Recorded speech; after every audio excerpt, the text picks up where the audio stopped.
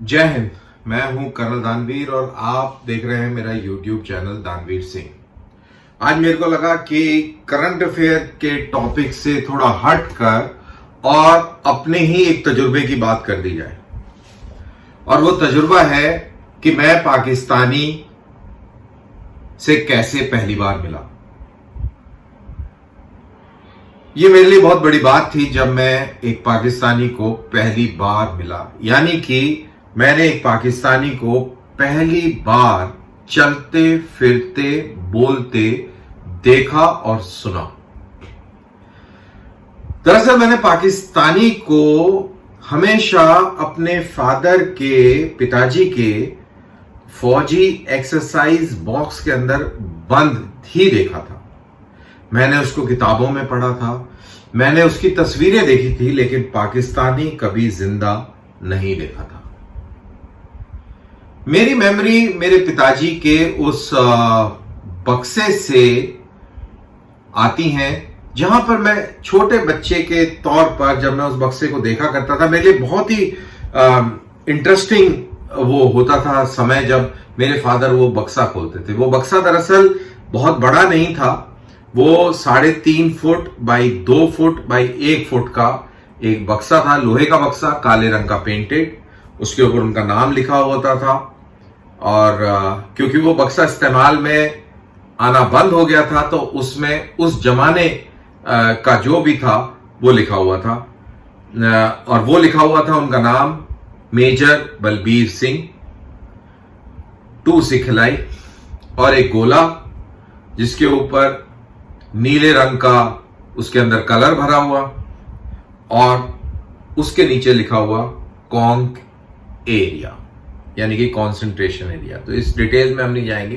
तो ये बक्सा था हमारे पिताजी का और इसका इस्तेमाल होना बंद हो गया था जब वो सीनियर हो गए और जब 71 की लड़ाई खत्म हो गई और जब हालात बिल्कुल बदली हो गए।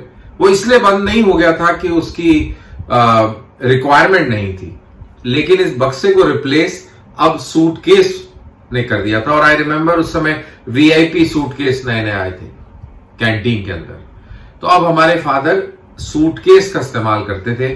जब भी कभी एक्सरसाइज जाते थे तो उसी सूटकेस में उनके कपड़े जाया करते थे, जो भी कोई रिक्वायरमेंट होती थी। और उन दिनों में लोगों की रिक्वायरमेंट भी बहुत कम होती थी, सामान, उनका पर्सनल सामान बहुत कम होता था।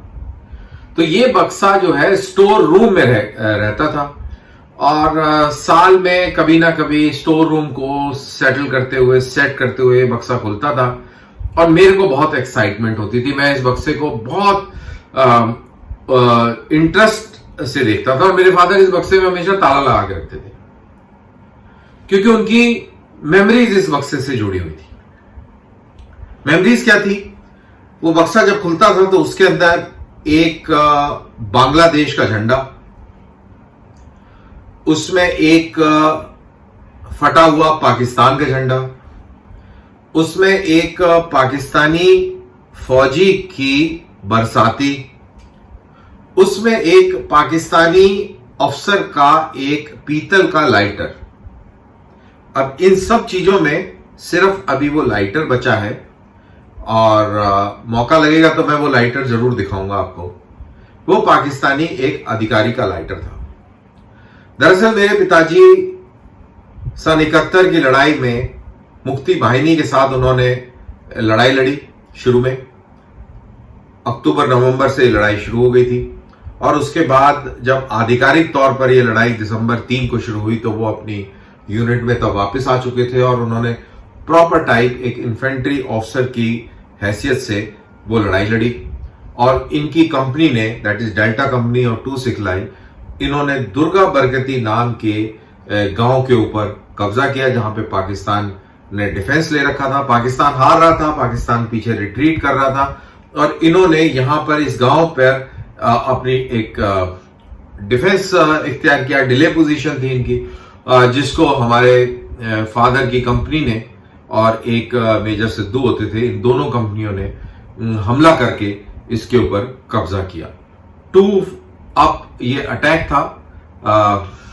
डेल्टा और चार्ली कंपनी फर्स्ट फेज में थी और दूसरी कंपनी जो है अल्फा और ब्रावो फेज 2 में थी, और फेज 1 के अंदर ही ये ऑब्जेक्टिव कैप्चर हो गया क्योंकि दुश्मन भाग खड़ा हुआ।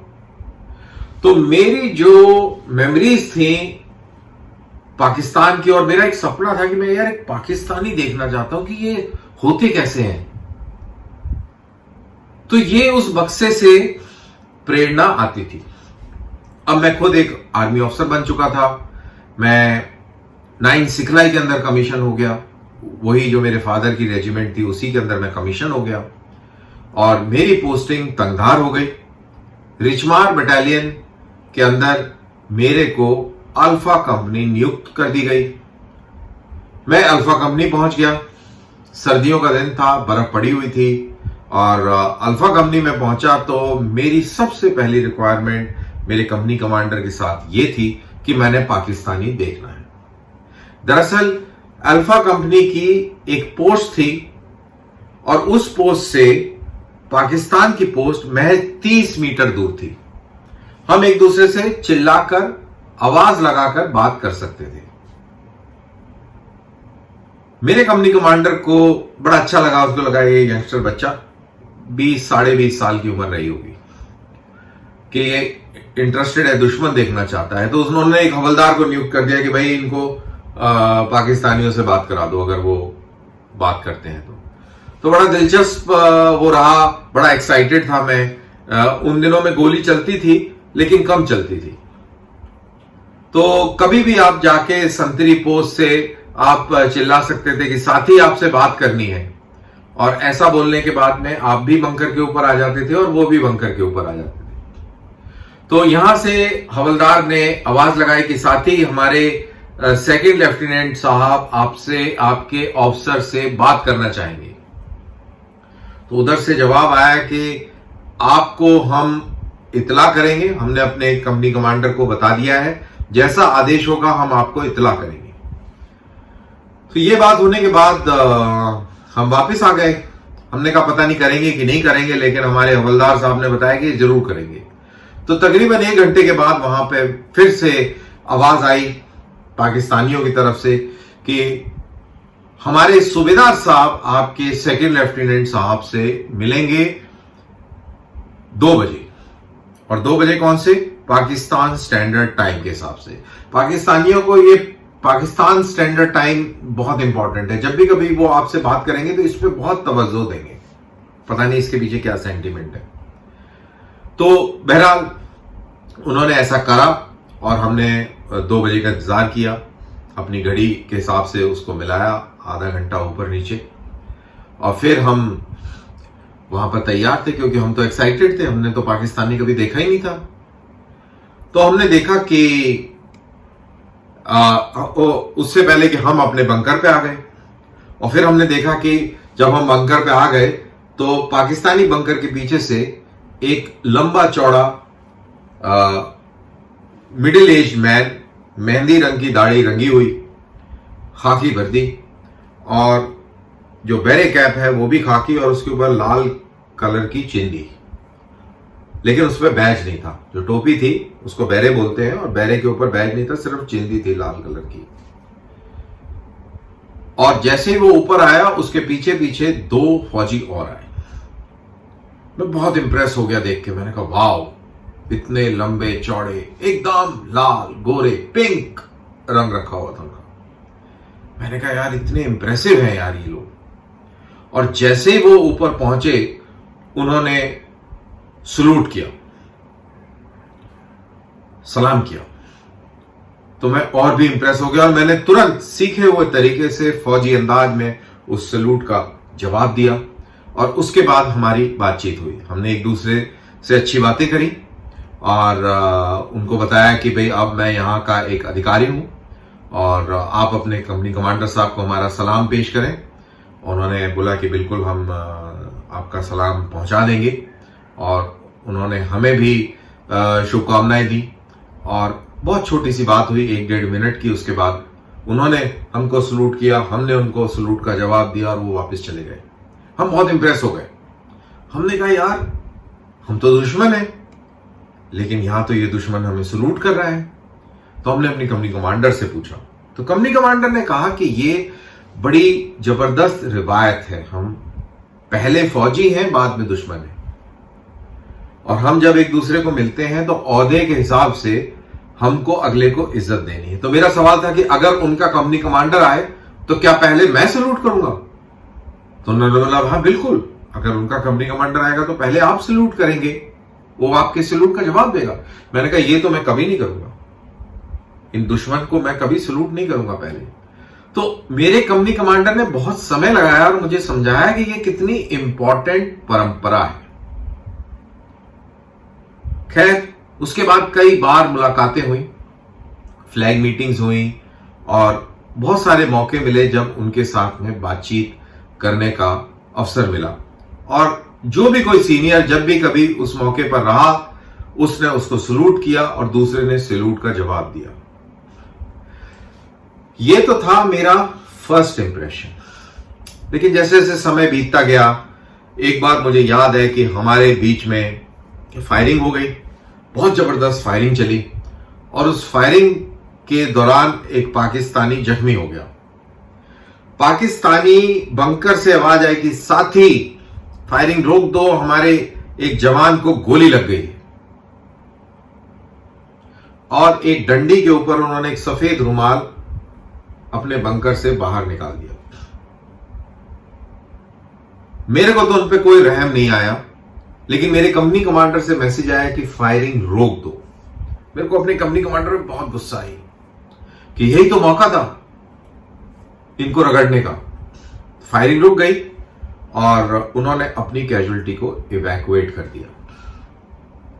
मैं कंपनी कमांडर से बहुत गुस्से में था, गुस्सा था, मन तो कर रहा था कि मैं उससे लड़ूं कि ऐसा उसने क्यों कहा, लेकिन मेरी हिम्मत नहीं हुई क्योंकि वो बहुत सीनियर थे। ये मेरे को कुरेदता रहा, धीरे धीरे मेरे लिए नॉर्मल हो गया कि ठीक है, ये कंपनी कमांडर का अपना स्टाइल है। फिर मेरी इस कंपनी से दूसरी कंपनी में मेरा मूवमेंट हो गया। तबादला नहीं बोलते हैं फौज में, एक कंपनी से दूसरी कंपनी मेरे को शिफ्ट कर दिया गया क्योंकि वो कंपनी कमांडर अभी छुट्टी जाने वाला था। वहां जब पहुंचा तो वहां भी ऐसा एक वाकया हुआ, वहां भी गोली चली और बड़ी देर तक गोलीबाजी दोनों तरफ से होती रही। वहां भी एक सफेद झंडा उठा, वहां भी जोर से चिल्ला के बोला गया कि साथी फायरिंग रोक दो। हमारे कंपनी कमांडर की तरफ से आदेश आया कि फायरिंग रोक दी जाए, और पाकिस्तानियों ने अपने जो कैजुअलिटी थी उसको इवैक्यूएट कर दिया। तो ये मेरे इब्तिदाई दौर में ये पाकिस्तानियों के साथ मेरा तजुर्बा था।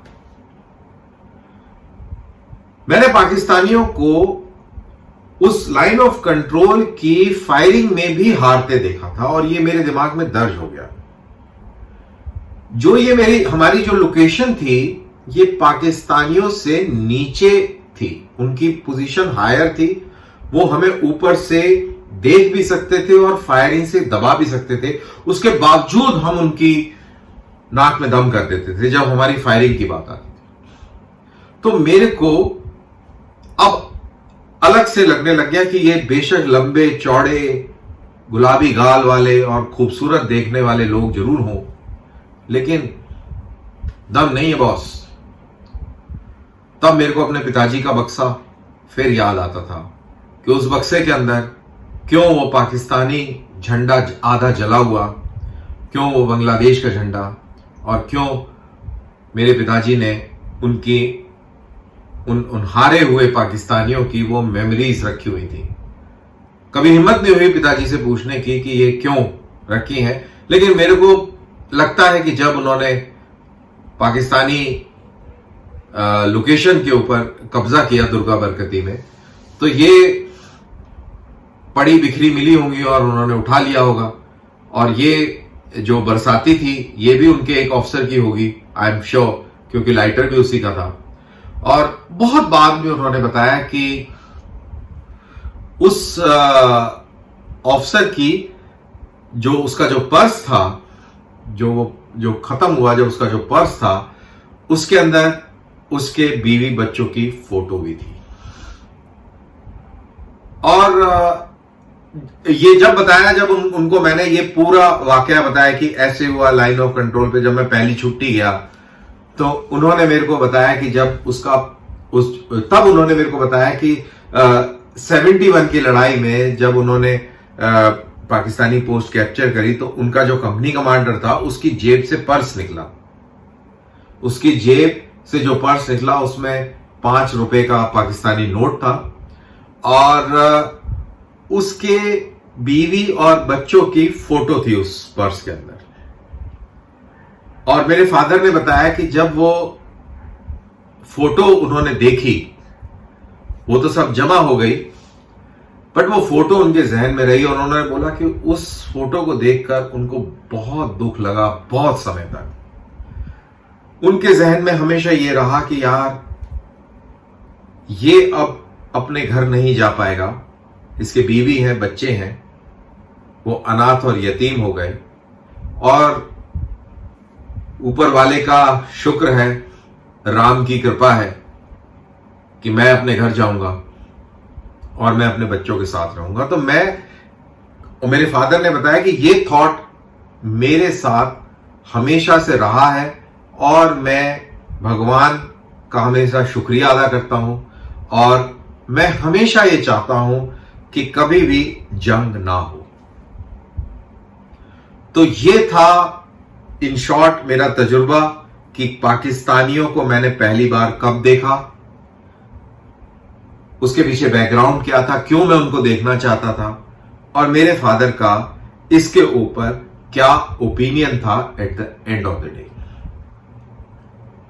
आई होप आपको ये वीडियो पसंद आया होगा।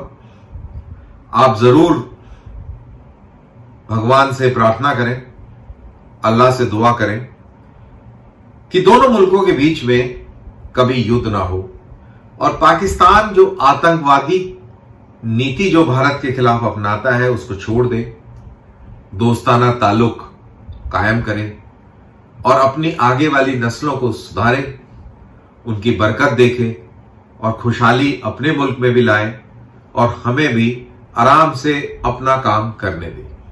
वो बात और है कि अगर वो हमको परेशान करेंगे तो हम उनको छोड़ेंगे नहीं, लेकिन अगर वो समझदार होंगे, अगर उनके भी किसी फौजी के पास इस तरीके की मेमोरीज हों और उन मेमोरीज से कुछ फर्क पड़ सके तो मेरे ख्याल से बहुत अच्छा होगा। बहुत बहुत शुक्रिया कि आपने मेरे इस बात को बड़े ध्यान से सुना। फिर कभी अपने किसी निजी तजुर्बे को मैं आपसे साझा करूंगा। बहुत बहुत शुक्रिया कि आपने इसको देखा। थैंक यू और जय हिंद।